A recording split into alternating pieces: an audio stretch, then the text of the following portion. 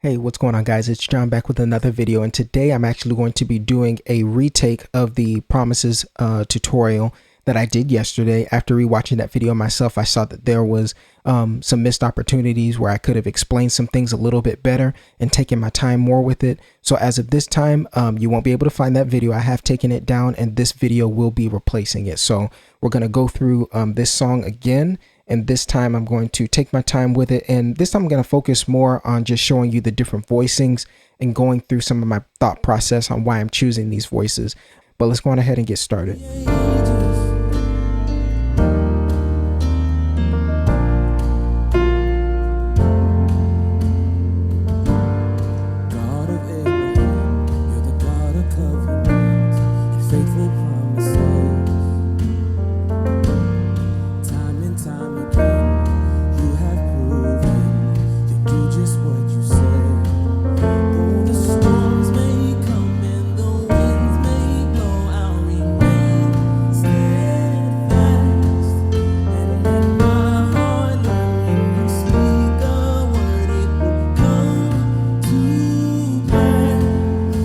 Okay, so there's the verse. So for those of you who just want the quick and dirty, the verse and the pre-chorus share the same chords. It's going to be a 6, 4, 1, 5. Okay, and the majority of this song is going to center around that chord progression and different variations of it. But this chord progression is actually very common in CCM music, worship music. 6, 4, 1, 5. You're going to hear that a lot. But let's dig a little bit deeper into some of the chords that I'm playing here. So a lot of what I do when I get these different chord voicings and why they sound the way that they do is mostly just breaking things down into a very, very simple formula for me. Okay, so what I like to do is find a chord voicing that is common between all, if not most, of the chords that I'm going to be playing in the progression, and then just kind of sticking with that voicing. Okay, so in this particular case, we're going to take a voicing of a B flat. So here's a regular B flat major chord, and the voicing that I'm going to use is actually going to have the fifth on the bottom. I'm going to use this voicing, and I'm going to use this to show you an example and prove a point for just how just this simple concept can really open up your playing. Okay, so I'm going to start on my 6. And I still have this voicing of this B flat over here with my G in the bass, so I'm on a 6. Then I'm going to go to the 4. And all I did was I moved that D up to this E flat, and now I have an inverted E flat chord. Then I go to my 1, go back to that chord that I showed you in the beginning, and then a regular F chord in root position. Okay, so if you're really paying attention, I'm not making many moves at all.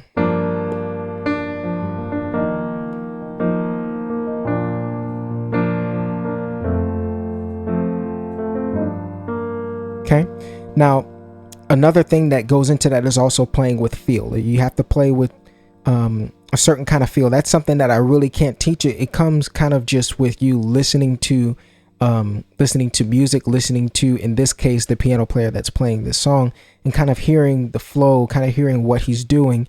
And with just those basic chords, with your dynamics,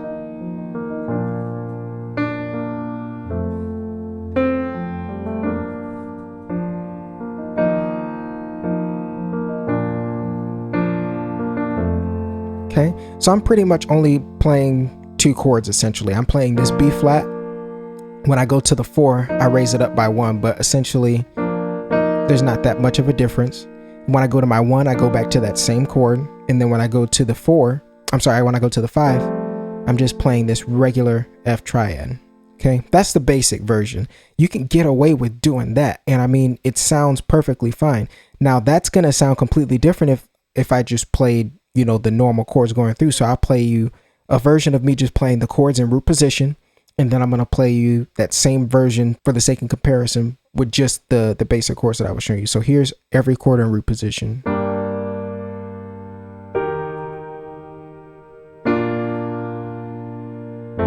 Again.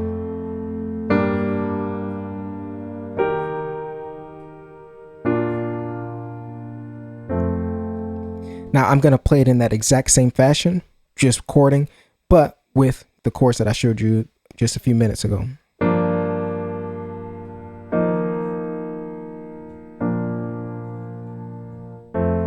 Again.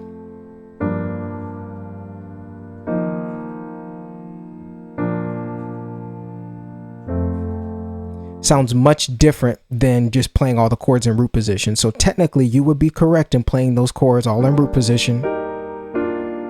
But then you're going to sit back and you're like, man, but that doesn't sound like what was being played in the music.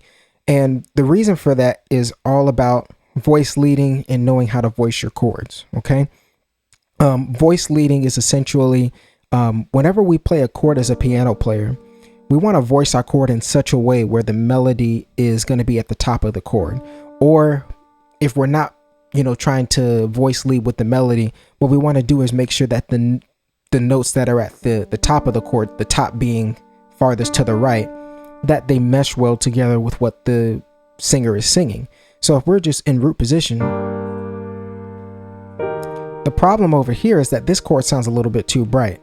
And then when we move over here, this doesn't sound as bright, but because it's coming from this chord, it still sounds kind of bright. And then you get warm, and you get really bright over here.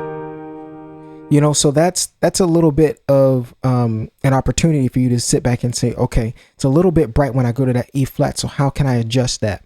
And just as I showed you in the beginning, my thought process was just to find a common voicing between all of the chords or most of them, or as close as I can get, and try to stick with that. Minimal movements. Okay, very minimal movements. Rather than going from this chord all the way up here, I'm just going and moving one note up. Minimal moves. And simplicity is what gives you that beautiful sound. Okay, so with that being said, actually there's one more thing. So we got the basic chords, right? Another thing that you can do is just simply add some color tones. One thing that I always like to do is add the ninth. You can get away with playing the ninth and it not sounding too jazzy or anything like that, because for worship, you don't want to be playing like anything like that. Or I mean, that doesn't even sound too bad, but I mean, say if I go to the 4 chord, you may not want to play that chord. That's a bit too jazzy for this song. So you can always get away with adding the ninth. So if I'm on G minor, and this goes for any chord, whether it's major or minor, the ninth is always going to be a whole step away from the tonic, the 1. So if I move a whole step up, that's going to be 2 notes, 1, 2. This A is going to be my ninth. Okay? So you can get away with sounding really warm just doing that. Same here. Here's my ninth here for that E flat. Normally you play a E flat like this. Here's that ninth. The B flat, I keep it regular. And then on that F, I got that ninth in there. So that's another trick that you can do to kind of get fuller sounding chords. But let's go on ahead and move over to the chorus.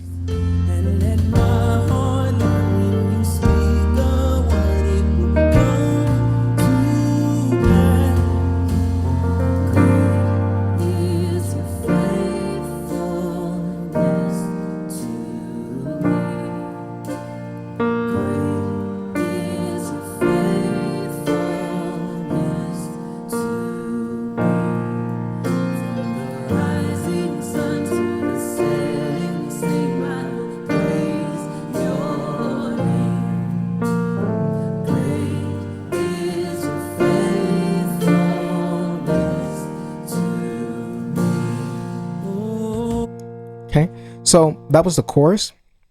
For those of you who just want the chords, so the chorus is going to be on the 6, start on the 6. Then it's going to go to the 3. But what I'm doing on the 3 is technically a 1 over 3.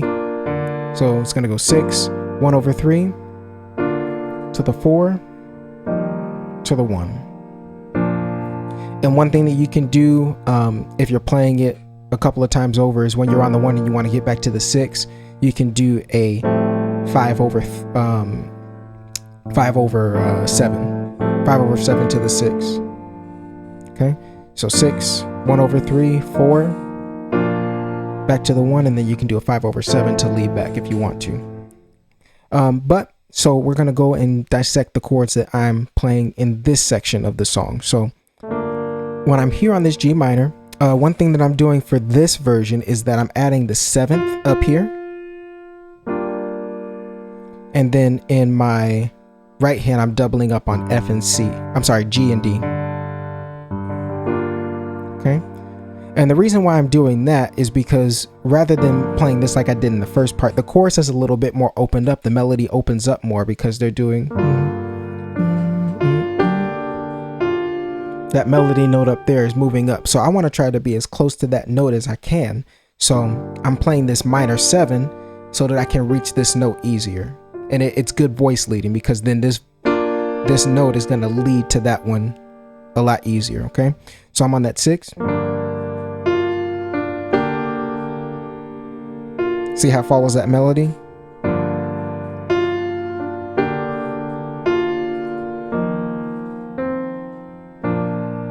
Okay, so we have this voicing, and then when I go to that 1/3, you can choose to play the melody along with the singer if you want to. So I would be playing 1/3 in this particular case. This is a root position 1/3 in the bass. And when you play it, you can play this G up here to match the singer. Faithful. Before you go up to the 4, you can do that. And then the 4, try to keep that as simple as possible. Root position, I'm just doubling up on that E flat over here. So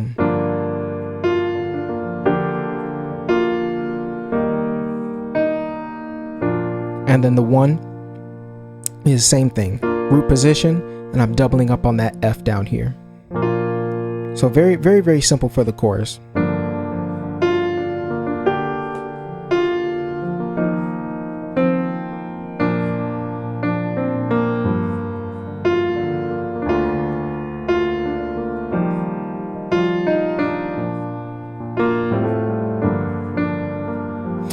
And so that part there. Okay, that part there, they're just pretty much walking up kind of like a G minor arpeggio.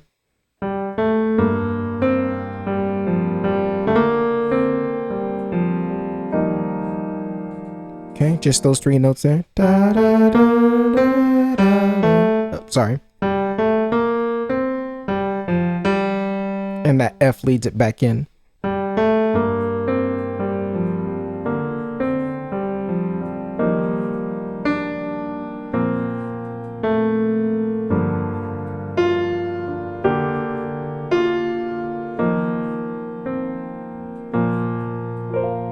Okay, so that's the chorus. Let's go on ahead and find the bridge.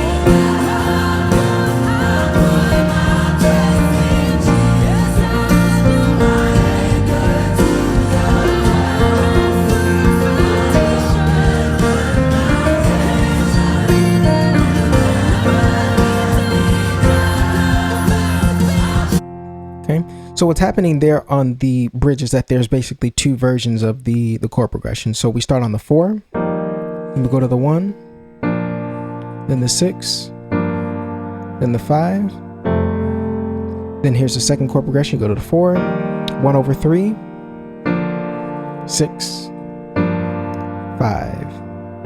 Okay, now that chord progression, that change actually happens a lot, and what's happening is that they're substituting the chords. So in the chord progression, when you go to the 1, you can always substitute the 1 by going to the 3.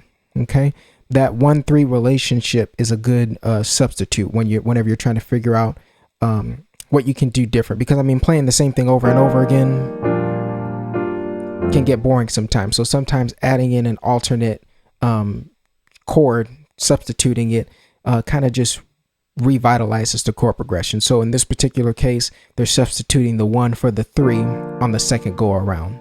Okay, you're still technically playing a 1 chord, you're playing a 1 over 3, but essentially what we're doing is the scale degree of the third is what's replacing that. So I've already gone through pretty much a lot of these chord voices that I'm using here, but just for clarity's sake, on this 4, same thing. It's a basic E flat chord. I'm adding the 9th, and I'm just doubling up on the E flat on here. Then that 1 chord is the same thing like before. I got a regular B flat, and then I'm just doubling up on the F. Same thing with the 6. I'm just keeping that same voicing. I'm just changing my bass note. Sometimes just changing a bass note and keeping your right hand exactly the same is all you need to change the chord, because the bass note is what's going to give it its characteristic. Okay, and then on the 5, I'm keeping it basically like a normal triad, just doubling up on the F up here and adding the 9th from time to time. I may add it, sometimes I may not. Okay. When I go to that 1 over 3, same deal. I'm basically using that B flat voicing with the doubled up F, but I just have my 3rd in the bass. Okay, that's going to be it for this video. I'm going to challenge you guys. So if you want to know the end of this song, because they do another little part at the end, it's all essentially the same chords that I showed you here, but I want to see if you're able to figure those chords out by yourself, by ear. Once you do, you can comment down below and let me know what the chord progression is, and then I'll fact check you. So, but it's important to start training your ear to be able to hear where some of these chords are moving, so that way it's less work for you when you're trying to learn these songs. Okay. A lot of the times when I'm learning these songs, or if a song is requested to me, sometimes it's the first time me hearing the song. Sometimes I may have heard the song in passing, but not critically listened to it. And I'm pretty much learning the song as I'm shooting the video. So if you guys are curious as to my process with transcribing or trying to hear things by ear, let me know down in the comment section below. I can start doing some videos on ear training. But that's going to be it for this video. Remember to like, share this video if it was helpful to you. Until the next one, you guys have a great day.